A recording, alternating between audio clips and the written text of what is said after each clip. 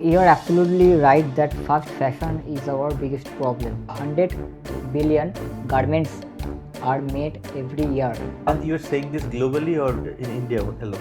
No, This is globally. yeah. Okay. Right now we are making textile bricks and felt, non-woven felt from recycled textile waste. You have a good market in what do you call Right. where, say in Finland or some other countries where you Right. need good insulation. So I saw that many people are aware of this and many people are unaware of this.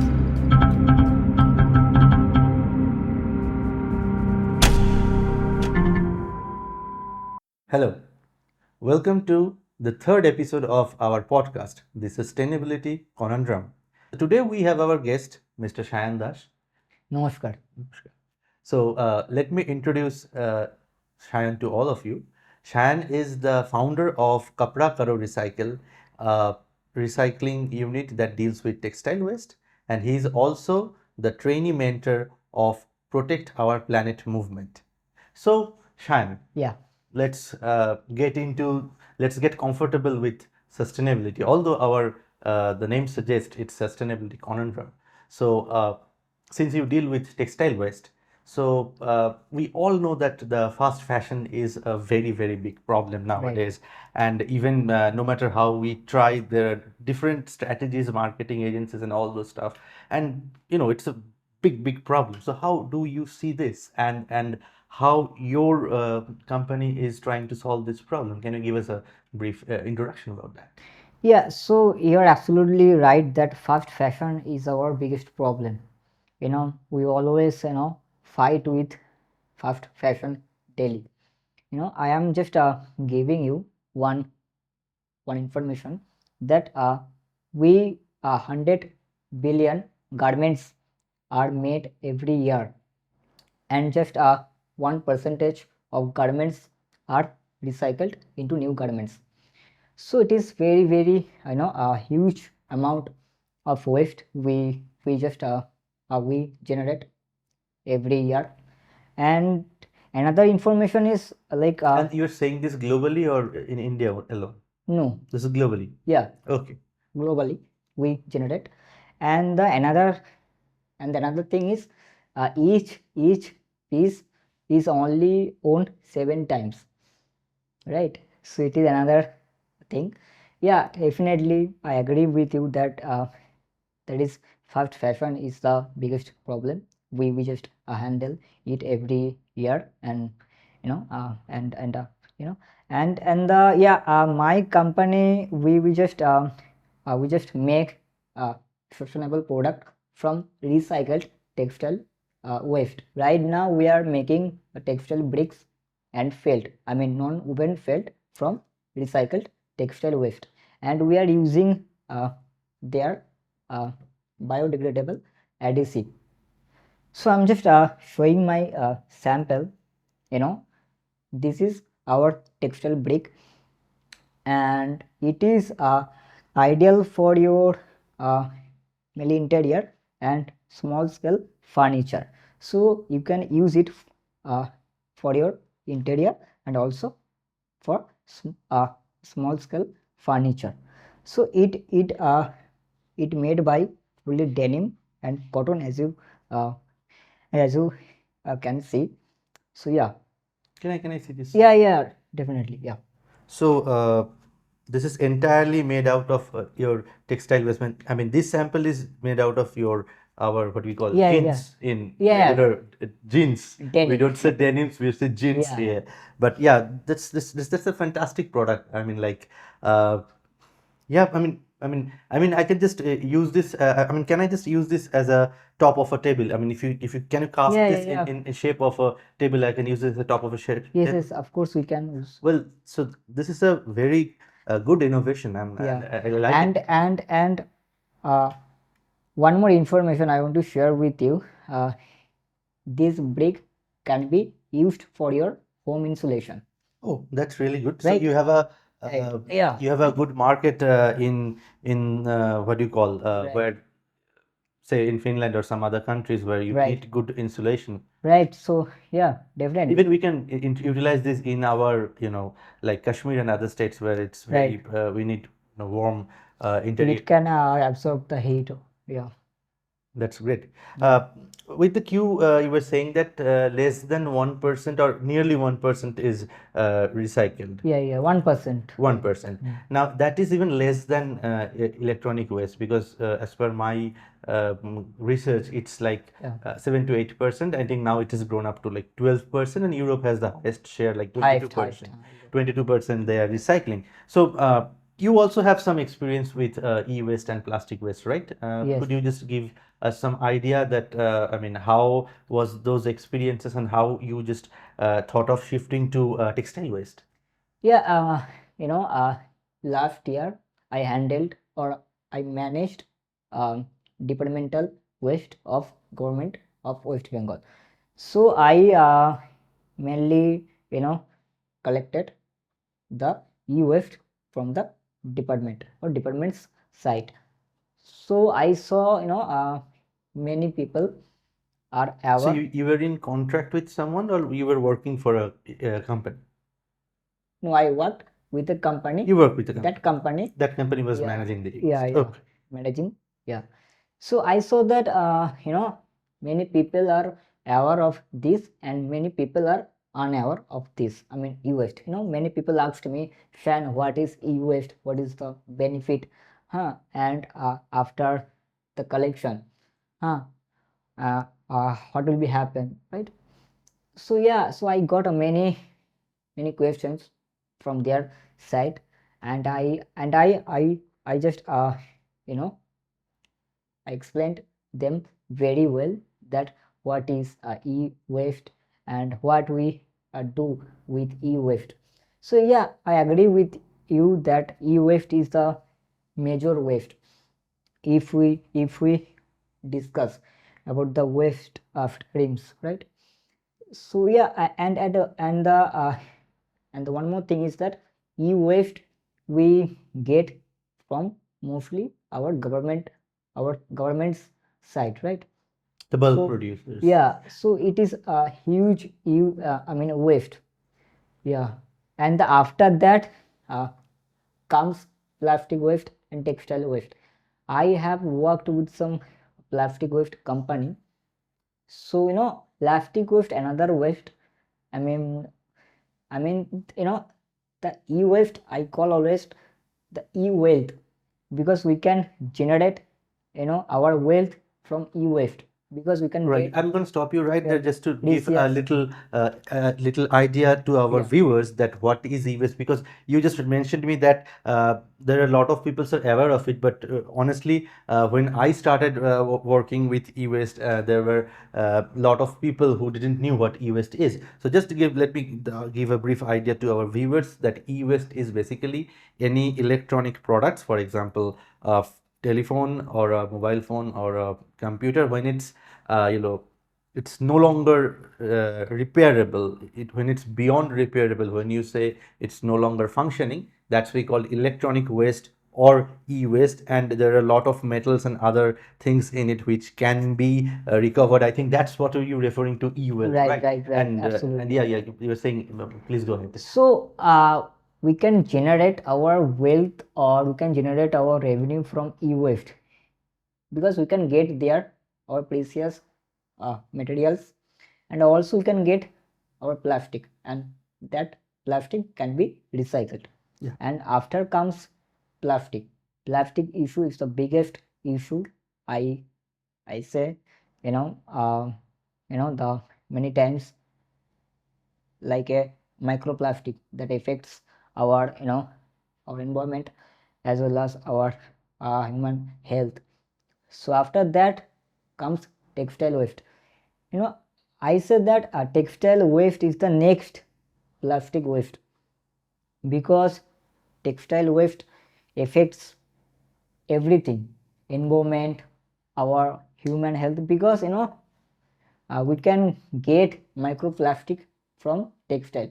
The microplastic comes from The polyester. textile waste. Oh, Yeah, textile waste. I didn't had idea about that. But yeah, But then again, let me try to understand this with textile waste that like the one I'm wearing right now is made of khadi, so I believe there is no plastic in it. I'm safe. But there are so many people wearing Right. stuffs with plastic, like the sportswear specifically. So, but let me try to understand this: how this plastic pollution, this microplastic pollution you are mentioning about it, how it is, it's coming into the environment from the textiles. Like, is it in the use phase, or it is in the preparation phase, or is it in the dumping phase? So, can you just give? I mean, I try to understand. Can you Yeah, I please give think me? we can say you know both phase. So you can get you can get from the both phase. Yeah. So during washing also, and as Yeah, well yeah. as how it is handled in the And the dumping also. dump. Yeah. Yeah. Okay. So so the best thing we can do is then you are suggesting where you know l- stuff made out of our old tradition like khadi and all full cotton that will Yes, that I that think might that's the bit that we can do in our from our side to yes. protect the environment. So don't go for the all those fast fashion. Slow fashion is perhaps sustainable here. Is that it? Can we conclude it in that way? Right, right. So that there is a that's the conundrum. That's the that's what we are discussing here basically. Like there is a conundrum. You want to look like fab and all those stuff, but you're still polluting the environment. But you can look like how I'm looking or how probably Shayan is looking. So we are slow fashion people, and that's the kind of conundrum we are trying to handle here. So yeah. So just going ahead with that. Uh, Now, if we look at India itself, or you were handling the West Bengal and Kolkata. So, what's the status quo of, if you say recycling or upcycling, whatever it is, from the textile waste perspective? Only if we consider the textile waste recycling or upcycling sector, what's the status quo? See, first I want to say that India generates 7.8 kilotons textile waste every year with 17 percentage ending in landfills. 17 percentage. Okay. Yeah. So upcycling and recycling both are good option for textile waste. Upcycling, it is instant solution, right? And the recycling, it is end solution. I have one data that says one upcycled item, it can be upcycled up to 4 times. Great. Okay, but it depends on size, material, and design. Design, it is very important here. Design plays vital role, because if you have heavy design, so it will be less chance Yeah. So, for recycling, or upcycling. for So, for upcycling. example, if you just paint on plastic bottles, it cannot be upcycled Right, anymore. Something like that. right, So you have to be very conscious with what you are doing or how right, you are upcycling. right.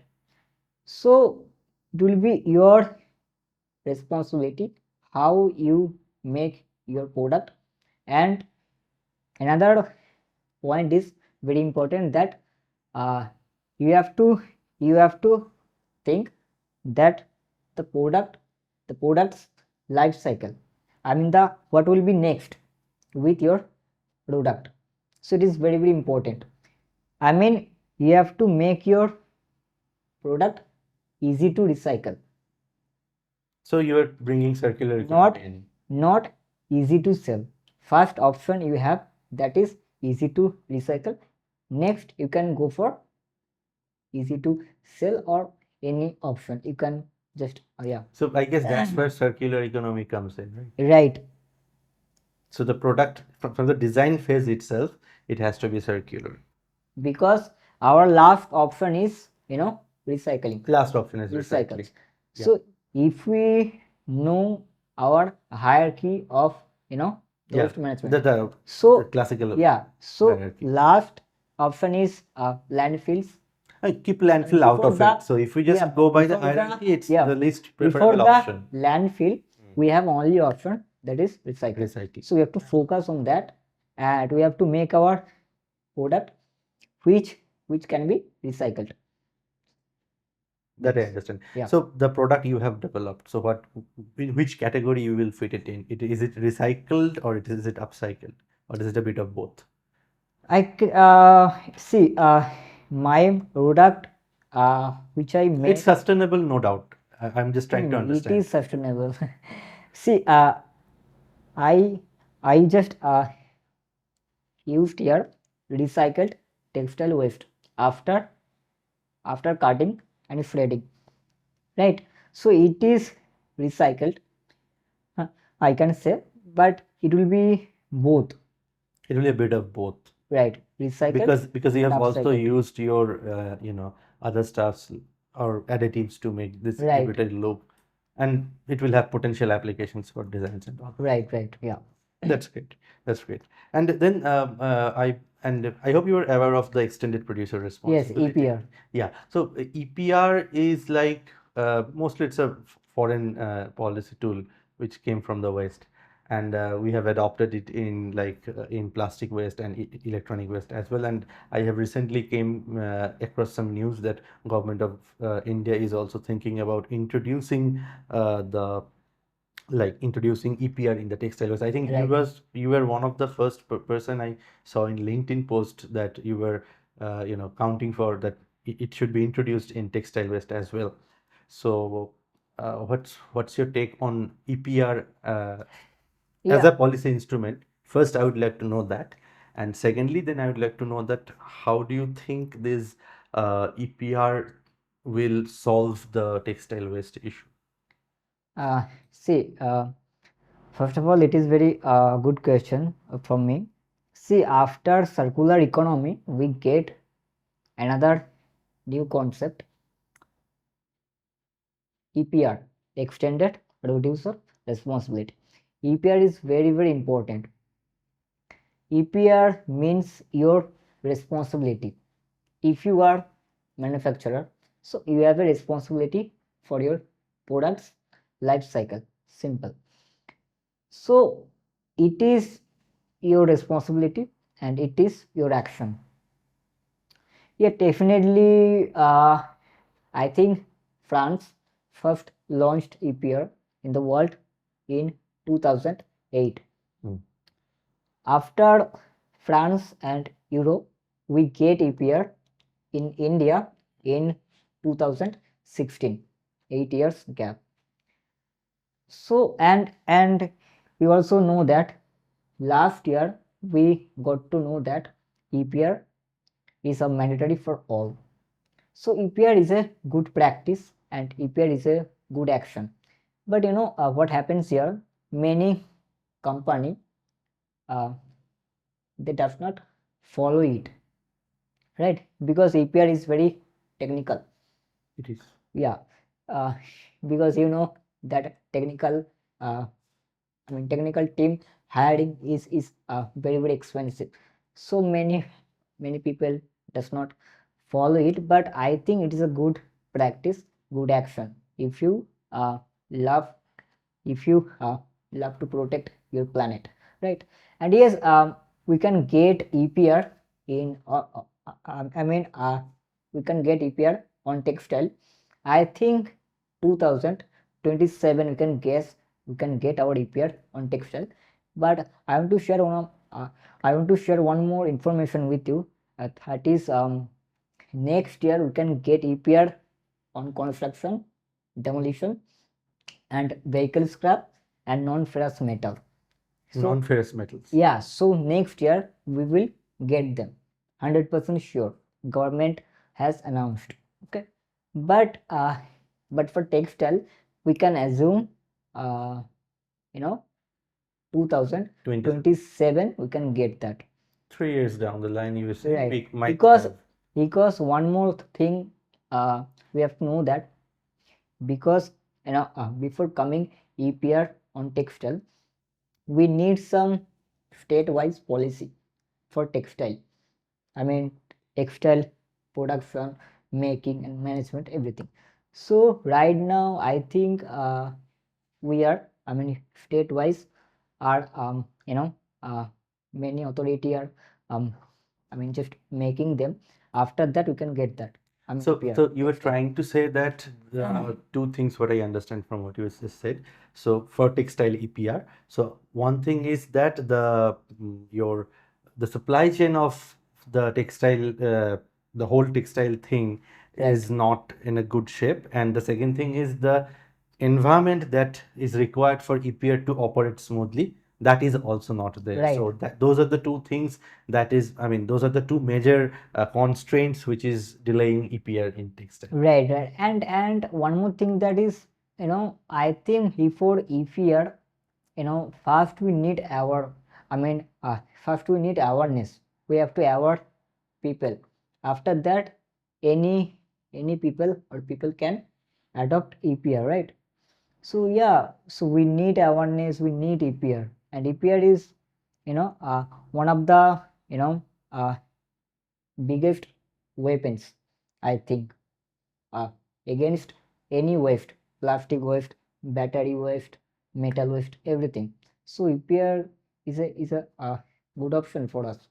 And do you think textile waste has some competitive edge, which in terms of EPR only, textile waste has some competitive edge compared to e-waste or plastic, because e-waste is a very complex waste, and all those amount of metals that has to be reported on the portal and all the stuff is there, but textile is just like, it's textile, some part is plastics, it's mixed or it's cotton. So do you think there is a little bit of competitive edge? It will be a bit less complicated if it is applied in the textile sector compared to the other two?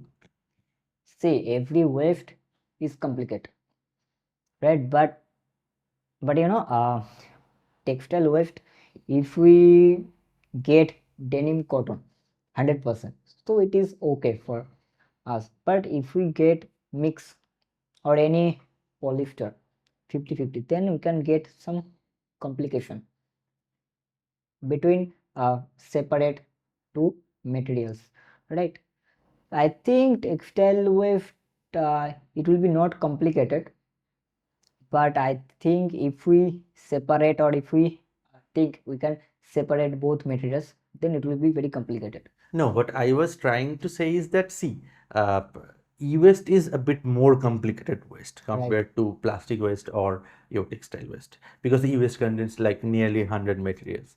So if we look at by the composition of the waste and the technologies that are going to be implemented for, you know, processing the waste or recovering the materials out of it, from that perspective, I mean, it's harder for e-waste, Right. and it probably it will be a bit less harder for plastic waste. So based on that, the amount you recover, based on that, the EPR certificates are generated. That's the underlying mechanism, right? So that's what I'm saying. When textile waste comes into the picture, that from the perspective of EPR, will textile waste get some competitive edge from that perspective? That's what I wanted to know. No, actually, textile waste is less than complicated um, than e-waste and plastic waste. Denim and cotton both are easy to recycle, so you can get there the uh, the quantity for EPR, so you can get their EPR certification easily. So I don't think so that is hard for EPR. It is easy, or you can say it is dependable. So as long as it can be recovered easily, it will be easier. Right. So that's the simple equation.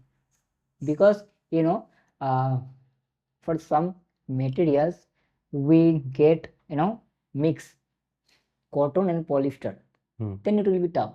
Then it will be done. I mean, separation. So yeah, otherwise it is easy to It will be easier. get EPR, right? Okay, that's great. And in line with EPR, basically, I have heard some of the industry people, they're very senior industry people, mostly from the e-waste recycling sector and plastic waste recycling sector, and some of them have complained, and there are also policy experts on these Right, things. right. Some of them have complained that EPR is failing in achieving the targets, because EPR was introduced so that the recovery rate can be accelerated, right? But they are saying that it's more like a, like uh, just like a routine thing, and it's not adding any value to it. It's the overall EPR thing is failing. And do you think that's true, or what's your opinion on this thing? So your take on that? See, as I said earlier that last year we got EPR for all, right? So it is a newborn policy. Okay, so I think we need some, we need some time for EPR. Uh, yeah, I heard about that. Few people are complaining about that EPR is hard or EPR is not working, right? So it is, but I think we need some time to make EPR mature, right? So yeah. So you mean the seed has just been sown and it's just a sapling. Yes, We yes, need more right, right, time to right. grow it to a tree. Naysayers will always be there. I understand that. But then again, I mean, like senior people, and they're very matured policy people who has been saying that it's, it's failing. So that's why I felt you asking on your opinion. Yeah, I also feel the same way, that we need to give more time, because I think there are some loopholes that also are coming out. So we need to take care of them. We have to take them care. Coming back to the textile waste recycling or upcycling, and I'll give you a simple example that we all do, because we, in all Indian households, you know that when this, your old shirt or Yeah, t-shirts are torn, it becomes the mocha. They use it as a wipe. Okay. right. So that's something we all have in our, that we have that in our culture, although we don't acknowledge it officially sometimes, because we're not like mucha, what to acknowledge with that. And all our grandparents have all done that. Even our parents do those kind of stuff. So the culture is there in our in our system, in our society.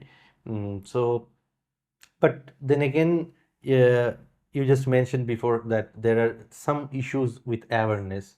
So, what do you Awareness, right. think should be the mechanisms or incentives, so that we can make this more mainstream, or what, or to the least, if we have to acknowledge that converting old piece of cloth into a pocha, and and just acknowledging something so simple as that, because we all do that in our houses, right? So how do you see that, or what do you see as the mechanism that we should make these kind of things mainstream?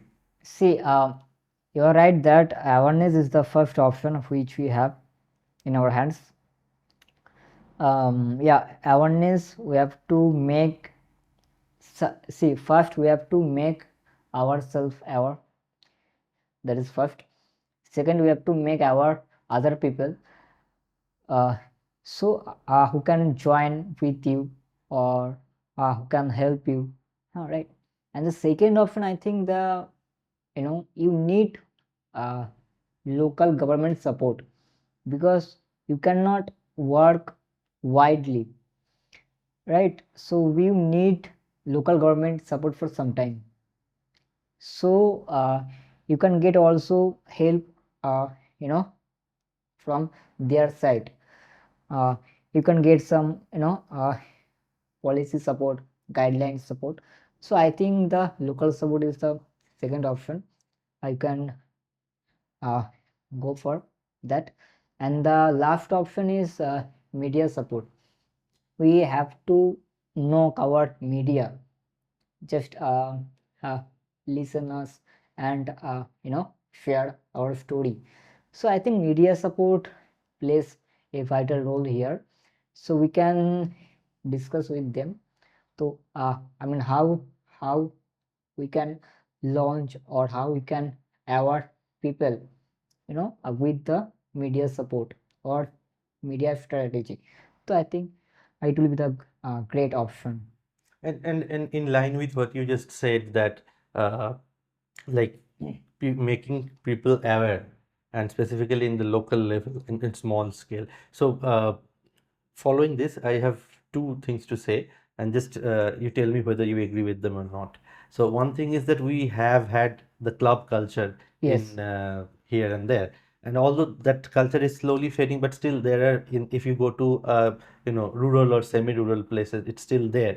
So do you think they has a? I mean, those kind of people has something to do with that? That's number one. I mean, they can take an initiative to collect this kind of wastes and make people aware, because when it's dengue or malaria, or even in the COVID times, those kind of things has been done, or even when people are collecting some money for the flood victims. So we have seen those kind of gatherings. So Right, right. that's something. Is that something can be helpful? That's number one. And the number two is that we just introduce it in a very grassroots level. For example, Korea introduced the handling of food waste in the kindergartens, and within say 3 to 4 years, I don't remember exactly, within some amount of time, they were able to reduce food waste to 20% from whatever it was there. So do you think inculcating this kind of culture in the kindergarten will also be helpful for? Uh, so yeah, for club culture is a good, but if we use for good way, then it will be very good. You know, yeah. I know personally that many clubs are active and working, jointly uh, for some initiative. They collect waste from household and they support, right? So yeah, it is a good way if we work with them. And the second option, which uh, you know asked me, that yeah, Japan, South Korea, Singapore, they are working. I mean, they are building community garden and they are reducing food waste. So yeah, in our state, I don't know if we have any community garden, but it would be great if we, I mean, build community garden. So I think it will be big impact, because food waste also a big waste. It emits 8 to 10 percentage of our greenhouse gases, right? And it is another waste, big waste. So we can uh, do it. And again, I'm saying that awareness is the main thing. Awareness is the starting point. As you were saying about the, I mean, food waste. Yes, the education system is the main, the main point where you can get a knowledge and the data about the waste. So I think, yeah, I mean, definitely, already we have some, environmental education, but I mean, we don't have particularly, climate education or food waste education. If we implement it from the level of kindergarten, then it will be very, very helpful. Yeah, I mean, that's what I'm saying. That if we just can introduce not only food waste, all sorts of waste. Yeah, because food waste, one of the biggest waste. Yeah, it's one of the biggest issues in. It emits 8 to 10 percentage of greenhouse gases. Greenhouse gases. So we have to focus on food waste also, right? So yeah, every waste is vital for us. Yeah, so I think we should. I think the viewers who are watching this podcast, uh, whoever are in power or whoever you are, can influence the introduction of such subjects in in the kindergarten level or in the school level, so that the education can be the proper education, and the proper kind of attitude can be channelized into the next generation. um, I think that will be really helpful. And after all, the definition of sustainability says that we have to leave something good for our future generations. So taking note from the Brundtland report, this is something is probably long due, and we should address that. And thank you, Sharon, for acknowledging the very same thing. So I'm gonna take a quick detour from here, and I have a very out of the box idea. Like, there are so many people protesting in the streets, of course, Right. for the right causes. I'm not Right. saying they're doing it for out of the blue. But can we just make a big procession and just make people aware that, okay, stop generating wastes, or make people aware of waste in terms of the process. I mean, if I do something like that in the future, will you join I me, or think do you think, what do you think about that? no, I think it's a a great idea if we do it in practical. Yes, I am agree with you, and I think it should be more sustainable, or it should be the practical way where we can make people aware, right? So yeah, it's a great idea. Yeah. So, okay, so if someday the viewers, you see me and Shayan on the road on a procession, do support us. Definitely, Do support definitely, us.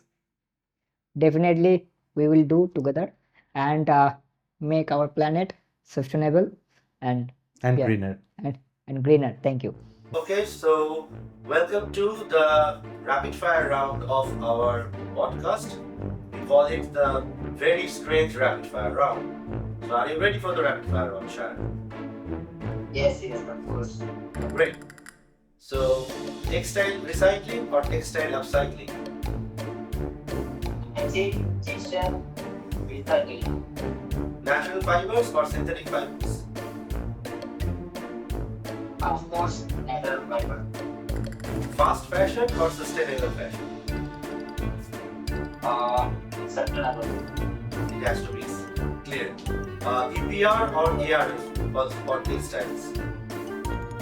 I think both. There is a conundrum, you see. Both of them. Right. Recycled polyester or organic cotton? Organic cotton. Great. Textile landfills or incineration? Which is more worse?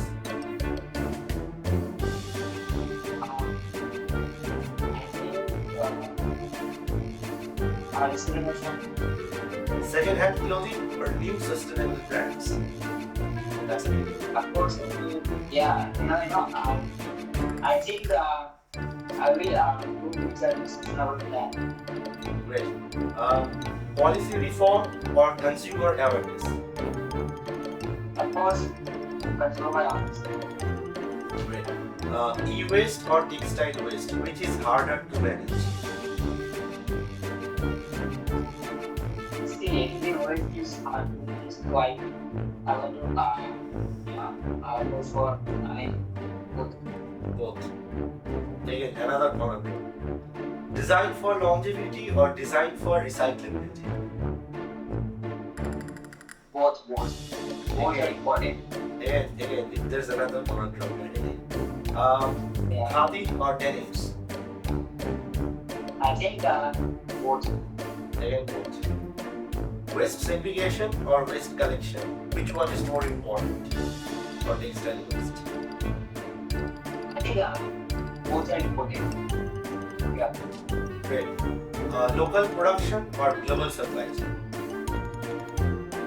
It's local production. Local for local. Great. Blockchain for transparency or AI for efficiency in supply chains? Which one will you choose? Both are interesting. As for both. Again, both. Conundrum after conundrum, hitting the benchmarks. Right. Producer responsibility or consumer responsibility? I think again it's both. No, we can do both. Okay, so hand-woven textiles or machine-made textiles? Great. Traditional dyes or modern chemical dyes? I think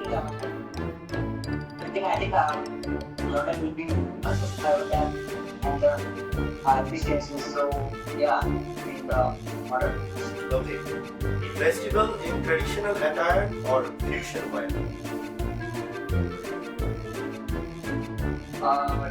Traditional attire.